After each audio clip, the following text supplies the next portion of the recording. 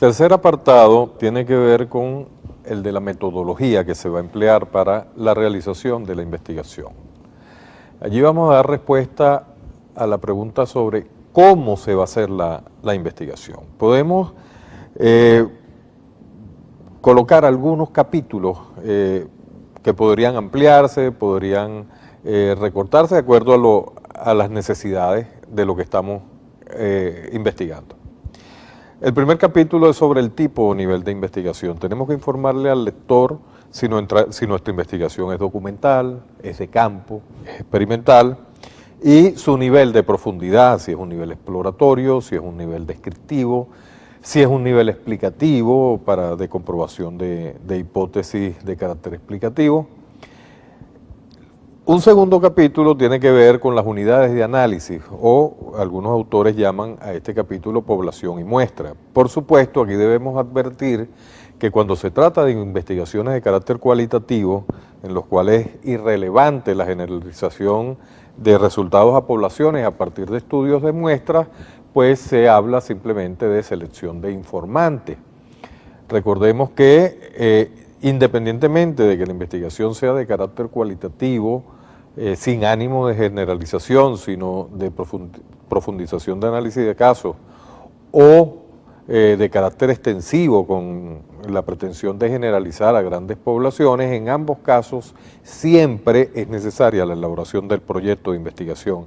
De tal manera es una falsa idea de que las investigaciones cualitativas no ameritan las elaboraciones de proyectos. Son tan sistemáticas y quizás a veces mucho más exigentes en cuanto al uso de recursos, a rigurosidad, que las investigaciones de carácter cuantitativo. De tal manera que, sea cualitativa o cuantitativa la investigación, siempre es necesaria la elaboración del proyecto. Y en ese capítulo en específico es que vamos a definir entonces si vamos a trabajar con muestras a partir de poblaciones o simplemente con selección de informantes para estudios de caso. El siguiente capítulo tiene que ver con las técnicas e instrumentos de recolección de datos. Este es un capítulo sumamente importante. En él se debe hacer referencia a cómo vamos a abordar las fuentes de información.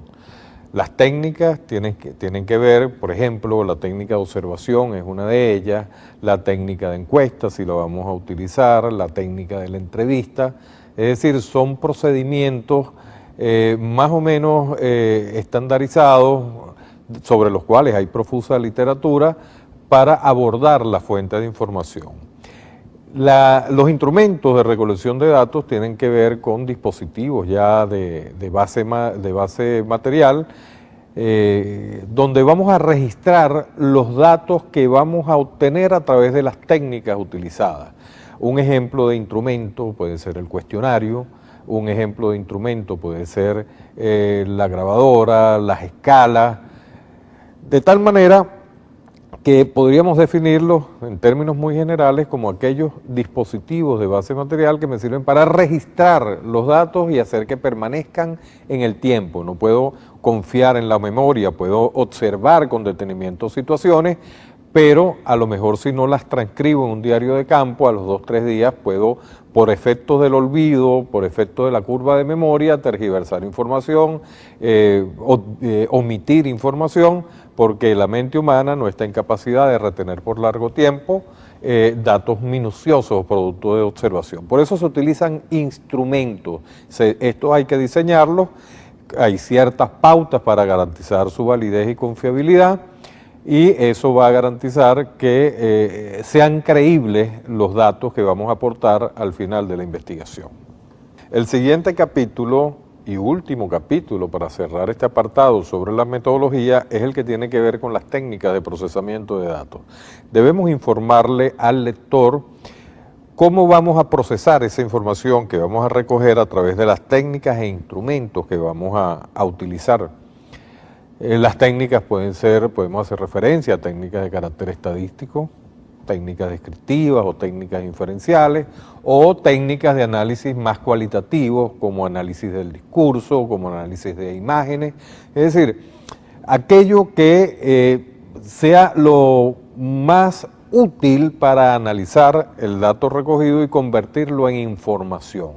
este es el momento de mostrar cuáles son esas técnicas que vamos a emplear.